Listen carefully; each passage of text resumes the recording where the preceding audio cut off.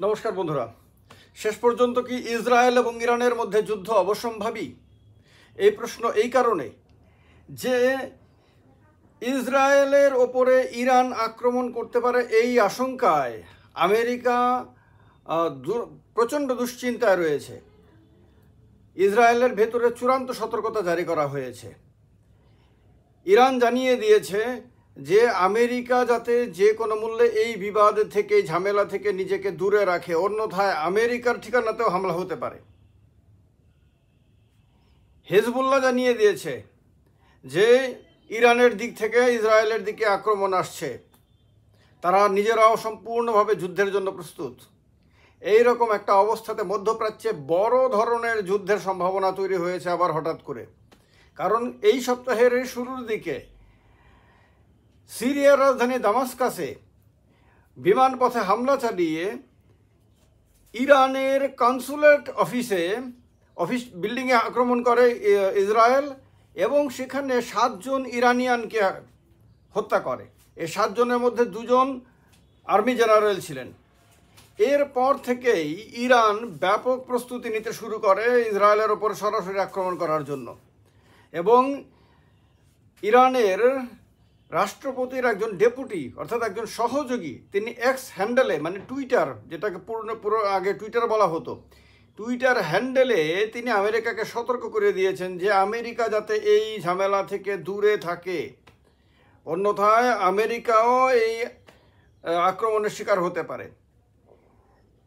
এর ফলে এখন সারা পৃথিবী বুঝে গেছে যে ইরান যুদ্ধের জন্য প্রস্তুত হয়ে গেছে। ইরানের সঙ্গে সঙ্গে হেজবুল্লাহও জানিয়ে দিয়েছে তারাও যুদ্ধের জন্য প্রস্তুত। ফলে মধ্যপ্রাচ্যে বড় ধরনের যুদ্ধের আশঙ্কা তৈরি হয়েছে। ইসরায়েল দামাস্কাসে আক্রমণের পরে বুঝতে পারে যে ইরান এর পাল্টা দেবে, তার কারণে তারপরেই তারা চূড়ান্ত সতর্কতা জারি করে দিয়েছে। তাদের রেগুলার সেনাদের বাড়িতে যাওয়ার ছুটি বাতিল করে দিয়েছে, তাদের রিজার্ভ ফোর্সকে ডেকে পাঠানো হয়েছে, তাদের এয়ার ডিফেন্স সিস্টেমকে আরও মজবুত করে দেওয়া হয়েছে। এইরকমভাবে তাদের যে মিলিটারি নেভিগেশনাল সিগন্যাল সেটাকে অকেজো করে দিয়েছে, যাতে ইরানের দিক থেকে কোনো ড্রোন হামলা বা আপনার মিসাইল হামলা যদি হয় যেটাতে জিপিএস ব্যবহার করে সেই হামলাকে যাতে তারা প্রতিহত করতে পারে। অর্থাৎ ইসরায়েল এই যুদ্ধের জন্য নিজের দিক থেকে পুরোপুরি প্রস্তুত। এখন আমেরিকা এবং বাকি দুনিয়া চিন্তা করছে যে ইরান যদি হামলা চালাবেই, সেটা ধরে নিয়েছে তারা। হামলা চালানোর পরে ইসরায়েলও যদি আবার পাল্টা হামলা চালায়, তারপর আবার ইরান হামলা চালাবে, এই যে পাল্টাপাল্টি চলতে চলতে এই যুদ্ধ শেষ পর্যন্ত ওই যে এতদিন ধরে যে আশঙ্কা করে আসছিল যে রিজিওনাল ওয়ারে, মানে টোটাল আরব দুনিয়াতে যুদ্ধ বেঁধে যেতে পারে, সেই অবস্থা থেকে আবার চলে এসেছে। আমেরিকার জন্য তাও একটা বড় ধরনের সংকট তৈরি হবে, কারণ আমেরিকা এই যুদ্ধ থেকে সেক্ষেত্রে নিজেকে কতটুকু দূরে রাখতে পারবে সেটা একটা বড় প্রশ্ন, বা ইসরায়েলের বন্ধুরাষ্ট্রগুলো কতটুকু নিজেদেরকে দূরে রাখতে পারবে সেটাও একটা প্রশ্ন। আবার অন্যদিকে ইরানের যে বন্ধুরাষ্ট্রগুলো রয়েছে, রাশিয়া এবং চায়না, তারা কতটুকু দূরে থাকতে পারবে সে প্রশ্ন। এবং তারা যদি জড়াতে শুরু করে তাহলে ওই এতদিন ধরে বিভিন্ন সময়ে যে আমরা আশঙ্কা প্রকাশ করে এসেছিলাম যে তৃতীয় বিশ্বযুদ্ধ লেগে যেতে পারে, বড় ধরনের বিশ্বব্যাপী যুদ্ধ লেগে যেতে পারে, তার দিকে হয়তো এগিয়ে যাবে পৃথিবী। এই অবস্থাতে বন্ধুরা, সর্বশেষ যে খবর আন্তর্জাতিক সংবাদ মাধ্যমে বেরিয়েছে সেই সংবাদ অনুসারে এই অবস্থাতে বর্তমানে ইরান এবং ইসরায়েল একটা বড় ধরনের যুদ্ধের দরজায় এসে দাঁড়িয়ে রয়েছে। আপনাদের কি মনে হয়, আপনারা কি শেষ পর্যন্ত এই যুদ্ধকে, মানে সম্ভাব্য যুদ্ধকে, বিশ্বযুদ্ধের রূপ নিতে পারে বলে মনে করছেন? কমেন্ট বক্সে কমেন্ট করে জানাবেন অবশ্যই।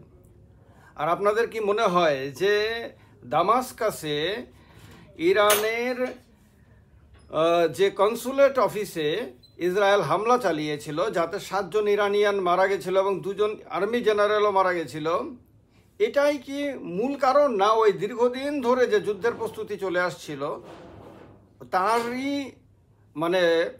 অনুসারে এই যে আগামী আক্রমণ যেটা হতে পারে বলে সারা পৃথিবী মনে করছে এবং আশঙ্কা করছে? সেটাও জানাবেন আপনারা। অর্থাৎ এই যুদ্ধেও যদি সম্ভাব্য যুদ্ধের জন্য কে দায়ী থাকবে, ইরান না ইসরায়েল না আমেরিকা না পশ্চিমা দুনিয়া, সে ব্যাপারে আপনাদের কমেন্ট অবশ্যই কমেন্ট বক্সে লিখে জানাবেন বন্ধুরা। তো এতদিন ধরে যে ইসরায়েল এবং হামাসের মধ্যে যুদ্ধ চলে আসছে গাজাতে, যে যুদ্ধ এখনও চলছে এবং কবে শেষ হবে কেউ জানে না। মাঝে মাঝে হেজবুল্লাহদের সঙ্গেও ইসরায়েলের যুদ্ধ থেমে থেমে চলছে। এই যুদ্ধগুলো এতদিন ধরে টেনে নেওয়া হয়েছে দুপক্ষ থেকেই।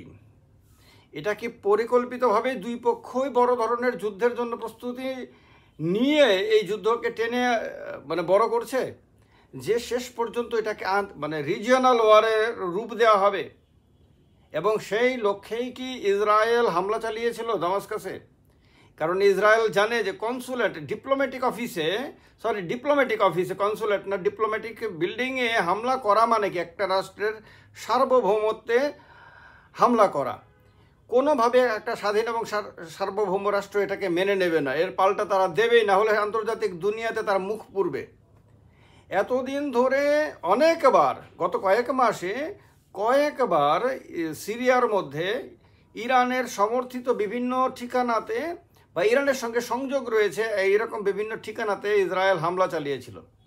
কিন্তু এইবারে যে হামলা চালায় সেটা একেবারে সরাসরি ইরানের ডিপ্লোম্যাটিক অফিসে। এই ডিপ্লোম্যাটিক অফিসে হামলা করা মানে সরাসরি রাষ্ট্রের সার্বভৌমত্বের উপরে হামলা করা। তার কারণে ইরানের কাছে আর কোনো রাস্তা নাই এর পাল্টা দেওয়া ছাড়া। পাল্টা যদি না দেয় তাহলে ইরানের আন্তর্জাতিক দুনিয়াতে ইরান সম্বন্ধে যে ধারণা সেটা ভেঙে পড়বে। যেমনভাবে ওই 7 অক্টোবর হামাসের হামলার পরিপ্রেক্ষিতে ইসরায়েলের মর্যাদা অনেক কমে গেছিল, ইসরায়েল সম্বন্ধে সারা পৃথিবীর ধারণা আঘাতপ্রাপ্ত হয়েছিল। ঠিক তেমনি ইরান যদি এখন পাল্টা না হামলা করে তাহলে তারও মুখ পুড়বে। আর এই কারণে ইরান জানিয়ে দিয়েছে, আমেরিকাকে সতর্ক করে দিয়েছে যে তুমি এর থেকে দূরে থাকো, অর্থাৎ বুঝিয়ে দিয়েছে সে হামলার জন্য প্রস্তুত এখন যে কোনো মুহূর্তে। আমি জানি না আমার এই ভিডিও যখন আপনারা দেখছেন তখন হামলা চলছে কিনা, হামলা শুরু হয়ে গেছে কিনা।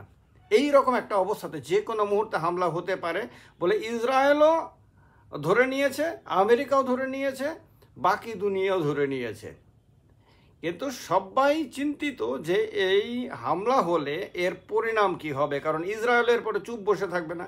হতে পারে ইসরায়েলও এই রকম একটা অবস্থার জন্য প্রস্তুত হয়ে আছে। হতে পারে ইসরায়েলও চাইছে যে একটা বড় ধরনের যুদ্ধ হোক, কারণ ইসরায়েলের ভেতরে নেতানিয়াহু রাজনৈতিকভাবে সংকটে রয়েছে। এই সংকটের থেকে বেরিয়ে আসার জন্য তারও হয়তো একটা বড় বৃহৎ যুদ্ধ দরকার। হতে পারে এরকম কোনো পরিকল্পনা থাকতেই পারে রাজনৈতিক কারণে।